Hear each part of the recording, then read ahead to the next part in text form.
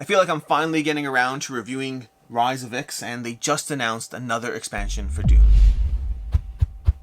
Hey, I'm Alex Radcliffe from Board Game Co, and today I'm reviewing Dune Imperium Rise of Ix expansion, or the Rise of Ix, or just Rise of Ix. It doesn't say the Rise of Ix, I just want to say the. It's Dune Imperium Rise of Ix. That's what I'm reviewing. That makes sense. Let's go ahead and review this expansion. Let's talk about the expansion. This is the first expansion to Dune, which apparently they have since announced another expansion coming up. We'll review that at some point eventually in the future, and I say we'll review that confidently because I think Dune is a fantastic game that will likely be in my collection for quite some time, and the Rise of Ix expansion only makes it much, much better. Rise of Ix adds a few things to the game, and we're going to a certain extent assume you know what's going on in Dune, but at a very, very high level, Dune is a worker placement deck building game. It's a game which you're going to across a variable number of rounds. 10 is the maximum, but you could get to the end game before you get to the full 10 rounds. Across those rounds, you're trying to get as many points as possible. You're going to try to move up this track over here, trying to get to the very top over there. You'll be doing so through a variety of ways, from getting influence in the various factions over here, from winning certain battles and conflicts over there.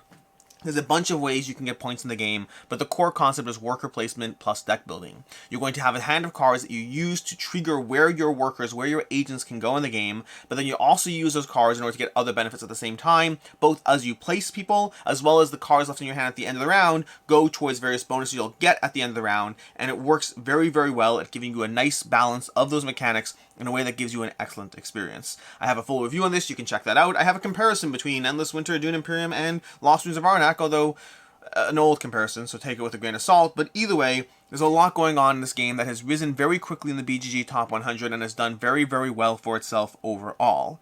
And Rise of Ix just makes it better. Not like debatably, not partially, not anything except just making it a simply better experience. You see, for me, Dune, I guess we're getting into final thoughts a little ahead of time. Let's go back to the mechanics. Let's talk about what Rise of Ix does, and then let's tell you why I feel it makes it a better experience. But Rise of Ix adds a few things to the game. The first thing is it adds just variety. It adds a whole new deck of cards that, you can just go ahead and shuffle these into your game in whatever way you want. Just a nice stack of just new cards with some degree of new mechanics in terms of different cards that will have different effects when you discard or remove cards from the game. You can see these aspects over here. You'll have different discarding or burning effects from the game. But past that, it's more cards, more abilities, a few small rules, a few small ways that they integrate with other elements of this game. So for instance, we have over here the shipping guild or the shipping track that will be relevant to this new board over there, but we'll talk about those. But we have cards that give you some new effects, primarily discarding and burning cards from your deck, but otherwise more variety and more interaction with other things that the game already adds. Past that, it also adds dreadnoughts. It has these little dreadnought tokens over here, which represent just stronger forces, so to speak. You'll have these forces over here that you can go ahead and use in battle, and they count as 3 combat instead of 2 like the regular soldiers do. But more importantly, when they die, they go right back to over here. If they lose a combat, they go straight back to your barracks. They're available again right away, which makes them an incredibly threatening force. And if they win a battle, they manage to go to one of the areas on the board and claim control over that area for a round before they return back to your barracks. So they are strong, they are powerful, and they refuse to go away. We also add a new overlay track over here at the top over here. In the original Dune, you have that track over there. We replace some of these, condensing some of the elements over here, removing that entirely, and replacing it with this overlay that instead still keeps you the High Council, still gives you extra agents, still has the Mentat, those core concepts, but we remove these 2 fields over here. We remove the rally troops in the Hall of Oratory, and instead we have the shipping guild instead. Shipping Guild is going to give you a specific shipping track that they'll be moving up over here on, and that track is going to give you benefits. Whenever you see this symbol, which you can get from going here or from certain cards, that symbol is going to allow you to either move higher up this track or to redeem the track and get the benefit over there. This one over here is going to give you 5 money for yourself, but 1 money to all the players, or 2 spice. This one's going to let you move up 1 in any of the guilds over here while getting 2 soldiers to the conflict. And this one over here allows you to get one of these techs at a discount of 2 spice. And if you're wondering what a tech is, well, that makes sense because I haven't told you yet. As far as these spots over here, this spot over here gives you 1 Solari, plus moving up 1 or cashing in on this track. And this spot lets you move up 2 or move up once and cash in, or cash in and move up in any order you want. But you must have 2 influence with the Spacing Guild in order to go there at all. That's going to be the overlay track we have over there. Additionally, we have the tech track, which we haven't talked about. The tech track is going to give you a whole new set of techs over here. This is one of the bigger changes to the game, giving you 2 new spots. A spot that you can get a dreadnought over here, by paying 3 Solari and going over here in order to get a dreadnought and to buy one of these techs, paying the spice cost in the top left corner. Or we can go to tech negotiation, where you'll get 1 more influence in the buying phase, to when you get to buy new cards at the end of the phase. But additionally, you'll be able to go ahead and either buy a tech at a discount of 1, or place one of your soldiers down in this box, which will give you an ongoing discount of 1 whenever you cash that in. So tech negotiation preps you for the future, both in terms of getting better cards now and in terms of being able to buy cards later, buy techs later that you otherwise, well, can't afford at the moment.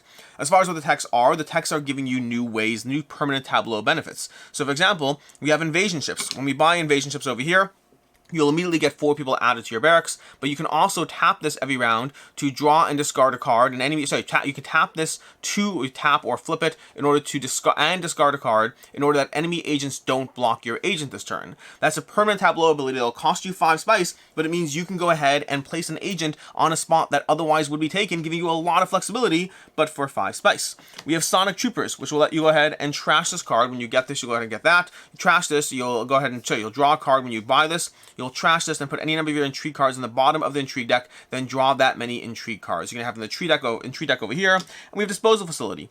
We have when you get this card, you get to weed a card from your deck, and if you ever have 6 or more, you may trash one of your cards in play, which means disposal facility. If you have enough currency coming in, if you have enough influence coming in, you'll be able to consistently weed your deck, building a better and better deck as you play. Those are just 3 of the whole stack full of techs that you have access to. You have access to these techs slowly unlocking that you can add to your own tableau to build up your own, well, abilities in the game. And then lastly, we add a few more things in terms of more variety, similar to the way we have this giant stack of cards that you can add to the game. We also have more intrigue cards, so we have a new stack of intrigue cards that can be added to your current intrigue cards. Again, just giving you different benefits. Some that will interact with the new things like the dreadnought over here. Others that just, give you more stuff. We have the spacing guild, just a new stack of intrigue cards that can be mixed and shuffled into your tree deck, as well as some more conflict cards over here. So you have some of these new conflict rewards that can be mixed into the conflict deck to give you more variety there as well. And then lastly and finally, we have a bunch of new characters in the game as well. A whole bunch of new characters that can be added with different levels of complexity. So in case you're getting bored of the various characters that are in the starting game and the base game, you'll have this variety, this additional variety mixed in. And that's Dune Imperium Rise of Ix. Giving you a few new things, more content, more characters, more cards, more intrigue cards, more conflict cards, and then giving you 3 new major changes to the game from the spacing track, from the dreadnoughts, and from the tech negotiation that will all mix up and mess with your core gameplay, which is a good time to talk about my thoughts on this expansion. Well, I already told you my thoughts on this expansion. I love this expansion. The expansion is excellent. The expansion it opens up Dune in a way that I already love Dune. For me, there's a general debate around this of 3 camps. The first camp is Dune Imperium is better than Arnak. The second camp is Arnak is better than Dune Imperium. And the third camp is, why are you comparing these games? They're not remotely comparable. I don't understand what's going on.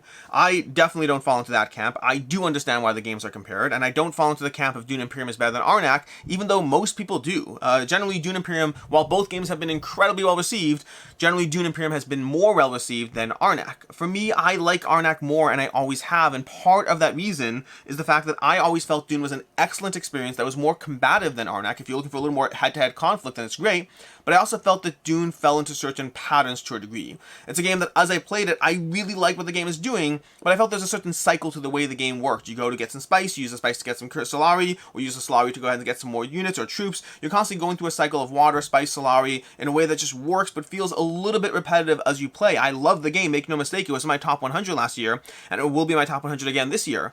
But for me, Dune Imperium, the base game alone, felt like it was an excellent game that fell into some preset patterns.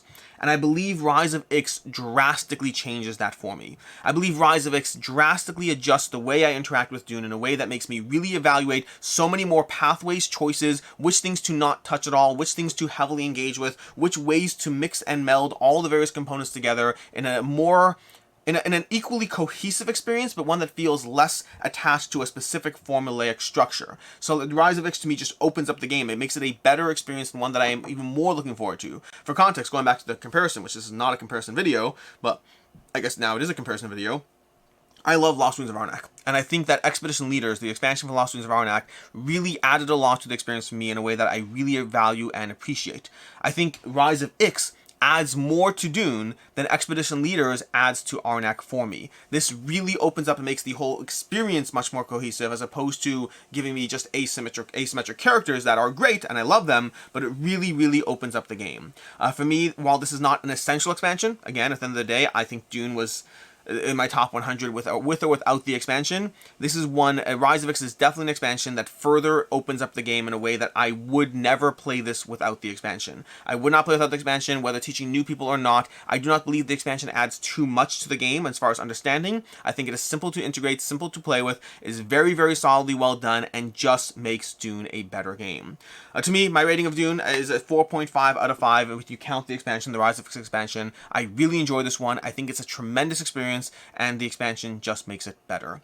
Until next time, I'm Alex Radcliffe from Board Game Co. I hope you found this video helpful, and as always, I hope you have a good one.